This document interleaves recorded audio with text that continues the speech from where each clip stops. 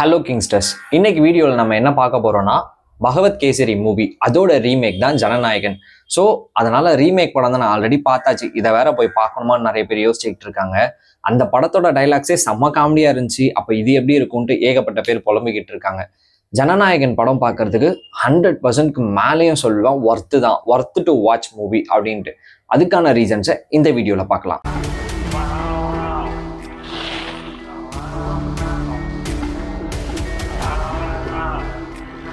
Jananayagan movie எதனால் பார்க்கணும்னு என்னைய கேட்டால் நான் என்ன சொல்வேன்னா, மோஸ்ட் இம்பார்ட்டன்ட் ரீசன் தளபதி அப்படின்ற அந்த ஒரு மனுஷனுக்காகவே எல்லாரும் போய் பார்ப்பாங்க, கண்டிப்பாக போய் பார்க்கவும் செய்யணும். இதில் சோகமான விஷயம் என்னன்னா, அவரோட சினிமா கெரியரில் இதுதான் அவரோட கடைசி படம். அது மட்டும்தான் வருத்தமாக இருக்குது. பட் மற்றபடி மெயின் ரீசன் தளபதி அப்படின்ற பேருக்காகவே எல்லாரும் இந்த படத்தை போய் பார்க்கணும் அப்படின்னு நானும் நினைக்கிறேன். எல்லாரும் கண்டிப்பாக போய் பார்க்கவும் செய்வாங்க. அதெல்லாம் நம்ம தளபதியை தள்ளி வச்சோம்னா இதில் எல்லாரும் என்ன குறையா சொல்கிறாங்க அப்படின்னு பார்க்கும்போது, இந்த படம் ஒரு ரீமேக் படம். ஸோ பகவத் கேசரி ரொம்ப நல்லா இல்லை. அந்த படம் ஒரு மாதிரி ட்ரோல் மெட்டீரியலுக்கான ஒரு படம். அதில் பாலையா பேசுகிற எல்லா டைலாக்ஸுமே வெறும் காமெடியாக மட்டும்தான் இருந்துச்சு. அதில் ஃபைட் சீன்ஸ்லாம் ரொம்ப ஒரு மாதிரி நம்ப முடியாத மாதிரியான ஃபைட் சீன்ஸ் இருந்துச்சு. இந்த மாதிரி ஏகப்பட்ட மீம்ஸாக இருக்கட்டும், இல்லை நிறைய பேர் சொல்கிறதா இருக்கட்டும், இல்லை என் கூடவே ஒருத்தர் சுற்றிட்டு இருக்காரு தங்கப்பாண்டின்ட்டு, அவராக இருக்கட்டும், அவருக்காக தான் இந்த வீடியோ. மோஸ்ட் இம்பார்ட்டன்ட்லி பகவத் கேசரி மூவி 71st நேஷ்னல் அவார்டில் பெஸ்ட் ஃபீச்சர் ஃபிலிம் அப்படின்ற ஒரு அவார்டை வின் பண்ணியிருக்கு. நேஷ்னல் அவார்ட் வின் பண்ண ஒரு ஸ்டோரி நல்லா இல்லாமல் இருக்குமா? கொஞ்சம் தெளிவாக யோசிச்சு பாருங்க. ஒரு படம் ரொம்ப நல்லா இருந்தால் தான் ஒரு சில இடத்துல அவார்ட்ஸ் கிடைக்கும். ரொம்ப சூப்பராக இருக்கும் போது தான் நேஷ்னல் அவார்ட் கிடைக்கும். நேஷ்னல் அவார்ட் வின் பண்ண ஒரு ஃபிலிம் நல்லா இல்லாமல் போக கண்டிப்பாக வாய்ப்பே கிடையாது. ரெண்டாவது ரீசன் பகவத் கேசரியோட ஸ்டோரி லைன் பார்த்தோம்னா, அதில் உமன் சேஃப்டினா என்னன்றதை ரொம்ப தெளிவாக காமிச்சிருப்பாங்க. அதுக்கு நிறைய இம்பார்ட்டன்ஸ் கொடுத்துருப்பாங்க.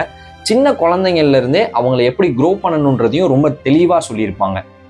நமக்கு என்னதான் பகவத் கேசரியில் குட் டச் பேட் டச் அப்படின்ற மாதிரியான ஒரு கான்செப்டை பாலையா எக்ஸ்பிளைன் பண்ணியிருப்பாரு. அது என்னதான் கிரிஞ்சு அப்படின்னு சொல்லி நீங்கள் நினச்சாலும் ரொம்ப முக்கியமாக தெரிஞ்சுக்க வேண்டிய விஷயம். எல்லாருமே சின்ன குழந்தைங்கள்லேருந்து பெரியவங்க வரைக்கும் எல்லாரும் முக்கியமாக தெரிஞ்சுக்க வேண்டிய ஒரு விஷயம்னா, அதில் சொல்லியிருக்க அந்த குட் டச் பேட் டச் அப்படின்ற ஒரு மிகப்பெரிய கண்டென்ட்.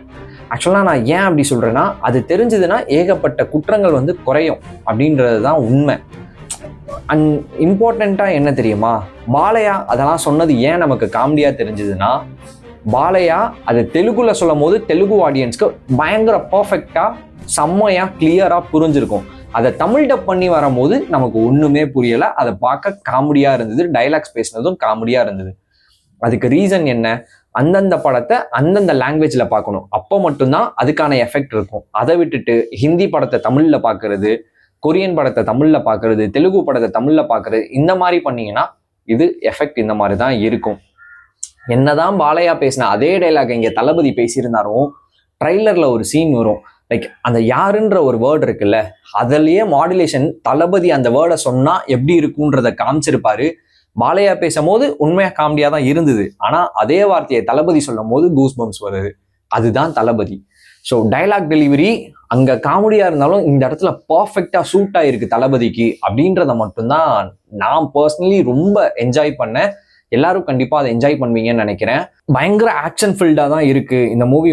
பயங்கரமாக ஒரு ஆக்ஷன் ஃபீல்டு மூவி அப்படின்னு தான் நான் நினைக்கிறேன் ட்ரெய்லர் பார்த்த வரைக்கும். அண்ட் அதில் பார்க்கும் போதுமே சூப்பராக இருந்துச்சு. அதுவும் அந்த ராவண மவண்டா அந்த சீனில் தளபதி என்ட்ரி ஆவார்ல, சரியான சீனு, ப்ராப்பர் தளபதி மூவி அப்படின்ற மாதிரி தான் இருந்துச்சு அந்த படம். இப்போ கேர்ள்ஸ்க்கு செல்ஃப் டிஃபென்ஸ் ரொம்ப முக்கியம் அப்படின்றத பற்றியும் அந்த படத்தில் ரொம்ப தெளிவாக காமிச்சிருப்பாங்க.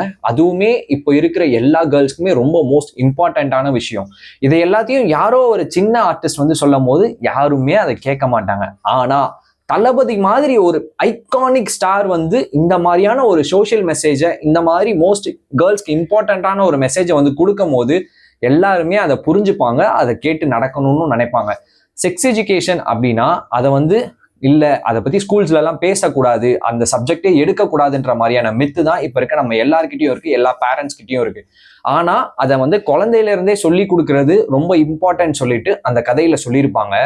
இப்படி ஒரு விஷயத்த தளபதி சொல்லும் போது எல்லா குழந்தைங்களுமே கண்டிப்பா கேட்பாங்க. ஏன் நான் அப்படி சொல்றேன்னா, எல்லா குழந்தைங்களுக்கும் தளபதியை ரொம்ப பிடிக்கும். தளபதினா என்னன்னே தெரியாத குழந்தைங்களுக்கு கூட தளபதியை ரொம்ப பிடிக்கும். அதனால கண்டிப்பா இந்த கண்டென்ட் வந்து எல்லார்கிட்டயுமே போய் சேரும்.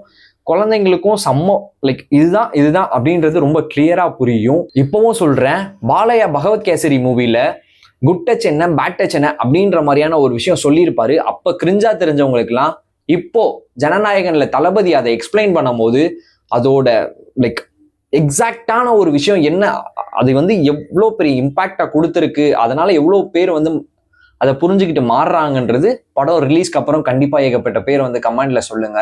அனிருத் மியூசிக் சொல்லவே வேணாம். எவ்வளோ பெரிய படம், எத்தனை பெரிய படம் வந்தாலும் அதுல அந்த படம் ஜெயிக்கணும்னா மோஸ்ட் இம்பார்ட்டன்ட் மியூசிக் நல்லா இருக்கணும்.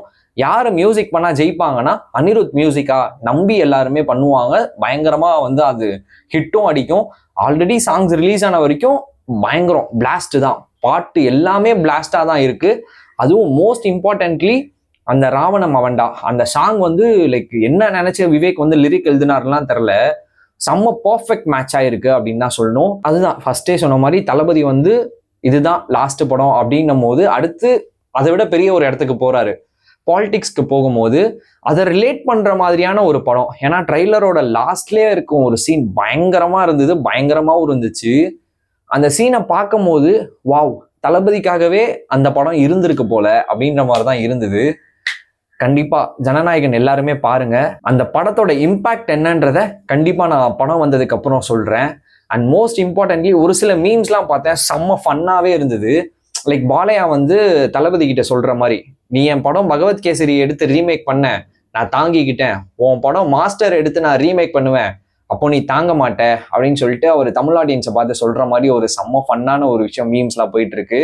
லைக் அது எல்லாமே செம்ம என்ஜாயபிளா தான் இருக்கு. இவ்வளோ வருஷம் தமிழ் சினிமாவை தூக்கி பீக்ல வச்சிருக்க ஒரு ஆர்டிஸ்ட், கெரியரோட பீக்ல இருக்க ஒரு மனுஷன் அது வேணான்னு சொல்லி தூக்கி போட்டுட்டு போகும்போது அதை பார்க்க எவ்வளோ கஷ்டமா இருந்தாலும் அவர் நமக்காக மட்டும்தான் இதை பண்றாருன்றதை யோசிக்கும் போது செம்ம ஹாப்பியா மட்டும்தான் இருக்கு. தெய்வம் கோயிலை விட்டு நம்ம கூட வாழ வருதுடே, பண்டிகையை கொண்டாடுங்கடே. எல்லாருமே ஜனநாயகன் படத்தை பாருங்க. லைக் அதுல என்ன இருக்கு அப்படின்றத தெளிவா புரிஞ்சுக்கோங்க. தளபதி சொல்லும் போது அந்த மெசேஜ் செம்மையா புரியும். நேஷனல் அவார்டு ஒரு ஸ்டோரி வாங்கியிருக்குன்னா அது சும்மா ஒரு குப்பை கதைலாம் எடுத்துட்டு போய் நேஷனல் அவார்டு வாங்கவே வாங்காது. And most importantly H Vinoth மாதிரி ஒரு டைரக்டர் ரீமேக் பண்ணார்னா அது பயங்கரமா இருக்கும். நேர்கொண்ட பார்வை இந்த படம் சரியான ஒரு கான்செப்டை பயங்கரமா எடுத்துட்டு வந்திருந்தாரு, சரியான ஸ்டோரியும். ஆனா அறிவில்லாத ஃபேன்ஸால அந்த படத்தை செலிப்ரேட்டும் பண்ணல, அந்த படத்தை வந்து ஸ்பாயில் பண்ணி விட்டாங்க. ஆனா நல்ல கதை, சரியான ஒரு மேக்கிங் அது. அந்த மாதிரி இந்த படம் ஆகவே ஆகாது, கண்டிப்பா ஆகாது. ஏன்னா தளபதி நடிச்சிருக்காரு. ஸோ கண்டிப்பா சான்ஸ்லெஸ். எவ்வளோ தளபதி ஃபேன்ஸ் இருக்கீங்கன்னு சொல்லிட்டு நம்ம கமெண்ட் பாக்ஸ்ல எல்லாருமே ஹார்ட் விட்டுட்டு போங்க. See you on next video.